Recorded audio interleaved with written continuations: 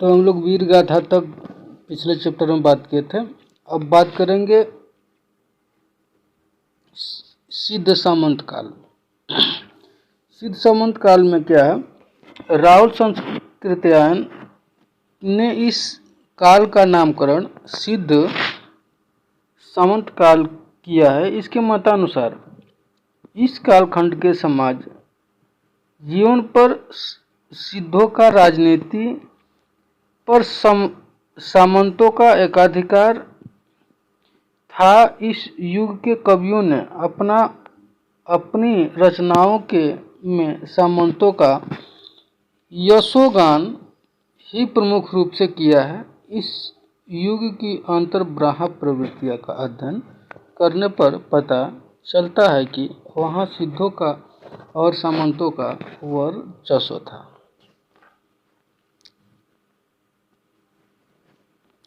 इस नामकरण से तत्कालीन सामंती वातावरण का तो पता चलता है, परंतु इस साहित्यिक प्रवृत्ति का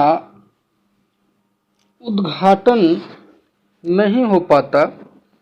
इस नामकरण से नाथपंथी और दृढ़ योगी कवियों तथा खुसरो आदि की काव्य प्रवृत्तियां का समावेश नहीं हो पाता।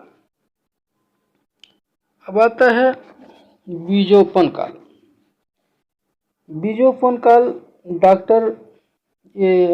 आचार्य महावीर प्रसाद द्विवेदी जी ने इस काल का नामकरण बीजोपन काल किया है, परंतु यह नाम भी उपयुक्त नहीं है। भाषा की दृष्टि से यह काल भले ही बीजोपन काल हो, परंतु साहित्यिक प्रवृत्ति की दृष्टि से स्थिति ऐसी नहीं थी।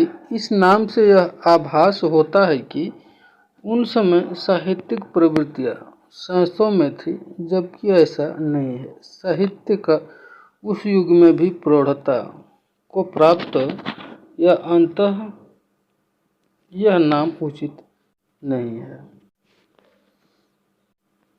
फिर इसके बाद आता है वीर काल। आचार्य विश्वनाथ प्रसाद मित्र ने इस काल का नाम वीर काल किया है। यह नाम आचार्य रामचंद्र शुक्ल द्वारा दिए गए नाम वीर का गाथा काल का रूपांतरण मात्र है, किसी नवीन तथ्य को प्रस्तुत करने वाला नहीं है, अतः यह नामकरण भी समीचीन नहीं है। इसके बाद आता है संधि एवं चारण काल। डॉक्टर रामकुमार वर्मा ने आदिकाल को दो खंडों में विभाजित कर संधि काल एवं चारण काल नाम दिया है। संधि काल भाषा की ओर संकेत करता है और चारण काल से उस वर्ग का बोध होता है। इस नामकरण में भी यह त्रुटि है कि इसमें किसी साहित्यिक प्रवृत्ति को आधार नहीं बनाया गया। किसी जाति विशेष के नाम पर साहित्य में उस काल का नामकरण उचित नहीं, अतः यह नामकरण भी ठीक नहीं है। फिर इसके बाद आदिकाल। आचार्य हजारी प्रसाद द्विवेदी जी ने इस काल के साहित्य को अधिकांशतः संदिग्ध और अप्रामाणिक मानते हुए भी उसमें दो विशेषताओं को रेखांकित किया है, नवीन ताजगी और अपूर्व तेजस्विता। इन दोनों विशेषताओं को ध्यान में रखते हुए इस काल का नाम उन्होंने आदिकाल रखा। अपने इस मत को स्पष्ट करते हुए उन्होंने कहा है कि वस्तुतः हिंदी का आदिकाल शब्द इस एक प्रकार की भ्रामक धारणा की सृष्टि करता है और श्रोता के चित्त में यह भाव पैदा करता है कि यह काल कोई आदिम भावापन परंपरा विनिर्मुक्त काव्य रूढ़ियों से अछूते साहित्य का काल है, यह ठीक नहीं है। यह काल बहुत अधिक परंपरा प्रेमी, रूढ़िग्रस्त और सचेत कवियों का काल है।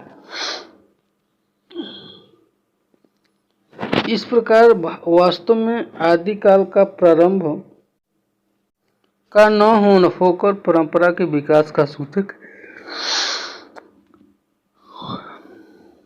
इस नाम से 7वीं-8वीं शताब्दी के बौद्ध सिद्ध नाथ योगियों के साथ वीर गाथा काव्यों और अब्दुल रहमान विद्यापति तथा खुसरो आदि को एक सूत्रता में समेटा जा सकता है और फुटकर कवियों के नाम गिनाने से बचा जा सकता है। आदिकाल नाम में हिंदी काव्य रूपों एवं भाषा के अंकुरित होने का भाव भी आ जाता है, अतः यही नाम उपयुक्त ठहरता है। अधिकांश विद्वानों द्वारा भी आदिकाल नाम ही मान्य रहा है। इसके बाद अगला में आएंगे हम लोग 14वीं शताब्दी के से 17वीं शताब्दी के कालखंड। तो आज के लिए इतना ही। आप सभी लोग का